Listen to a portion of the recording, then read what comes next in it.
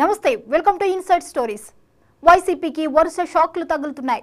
తెలంగాణలో కేసీఆర్ సిట్టింగ్ ఎమ్మెల్యేలకు టికెట్లు ఇచ్చి ఓడిపోయారని ఏపీలో సిట్టింగులను ఇష్టం వచ్చినట్లు మార్చేశారు జగన్.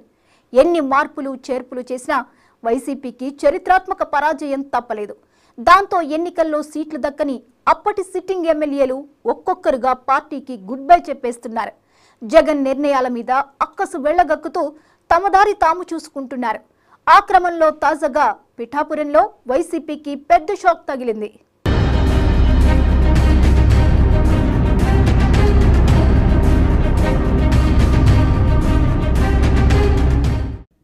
మళ్లీ అధికారంలోకి వస్తామన్న ధీమాతో మొన్నటి ఎన్నికల్లో వైసీపీ చెలరేగిపోయింది. కుప్పంలో టీడీపీ అధినేత చంద్రబాబుని, పిఠాపురంలో జనసేనాని పవన్ కళ్యాణ్ ని ఓడించబోతున్నామని నానా హడావిడి చేసింది. అసలు పవన్ కళ్యాణ్ ని అసెంబ్లీ గేటు కూడా తాకనివ్వబోమని సవాల్ చేశారు ఆ పార్టీ నేతలు. అందులో భాగంగా పిఠాపురంలో నిర్ణయాత్మకంగా ఉన్న కాపు నియోజకవర్గం ఓటర్లను ఆకట్టుకోవటానికి ముద్రగడ వంటి నేతల్ని ప్రచారంలో దింపి నానా పాట్లు పడ్డారు.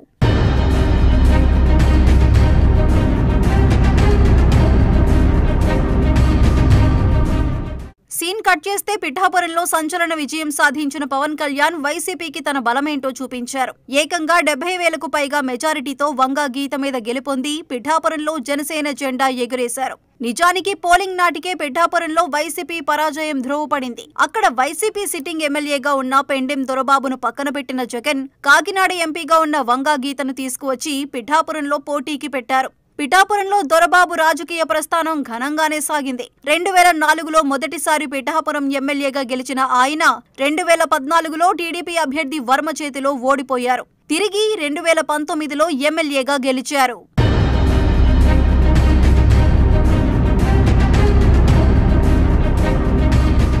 పిఠాపురంలో టీడీపీ మాజీ ఎమ్మెల్యే వర్మకి ఎంత పట్టుందో దొరబాబుకు అంతే బలం ఉందంటారు. అలాంటి దొరబాబును మొన్నటి ఎన్నికల్లో తనకు టికెట్ దక్కకపోవటంతో అప్పట్నుంచే వైసీపీకి దూరంగా ఉంటున్నారు. అప్పట్లోనే ఆయన జనసేన వైపు చూసారని అనుకున్నారు. అయితే వైసీపీ పెద్దలు పిలిచి జిల్లా వైసీపీ అధ్యక్ష పదవి లేదా మరేదైనా సముచిత స్థానం ఇస్తామని వంగా గీతకు సపోర్ట్ చేయాలని చెప్పి ఒప్పించారు.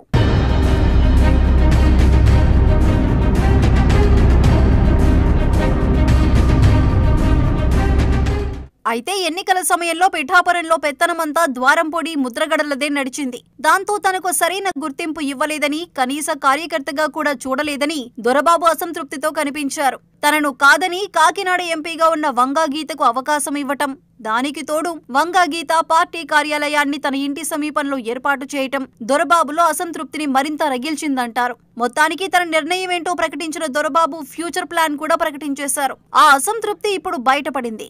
వైసీపీకి రాజీనామా చేస్తున్నట్లు పెండెం దొరబాబు రాజీనామా చేశారు. పిఠాపురం నియోజకవర్గ అభివృద్ధి కోసం కూటమితో కలిసి పనిచేస్తానని వెల్లడించారు. ఆయన ముఖ్యమంత్రి అవడం కోసం ఆయన ఎవరు నెక్కుతారో వాళ్ళ యొక్క సర్వేల ఆధారంగా ఇంకో రకంగానో వాళ్ళు తీసుకుని టికెట్ దాంట్లో మనం పెండెం దొరబాబు నెక్కుతాడంటే పెండెం దొరబాబు వంగా గీతగా నియోజకవర్గ ప్రజలు మా కేడరు మా నాయకులు నేను పార్టీ రాజకీయంగా నేను ఏదైనా ఇంకా ఎత్తుకెదగాలి లేదంటే ఇంకా ముందుకెళ్లాలనే ఆలోచన ఉన్నవాడిని అయితే నేను పార్టీని తీసుకోవచ్చు. కానీ నా కేడరు నా నాయకులు 25 సంవత్సరాలు కూడా నేను ఎటు ప్రయాణం చేస్తే అటు ప్రయాణం చేస్తే ఈ రోజున మీరు అందరూ చూశారు.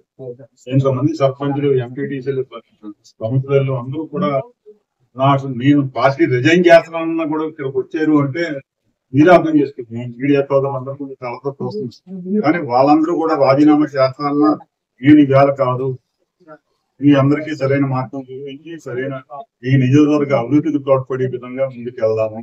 ప్రజలకి అన్ని రకాలుగా కూడా మనం పనిచేయవలసిన బాధ్యత జనసేన నా వలన ఏ రకంగా ఉపకారం రాజకీయంగా చేస్తాను.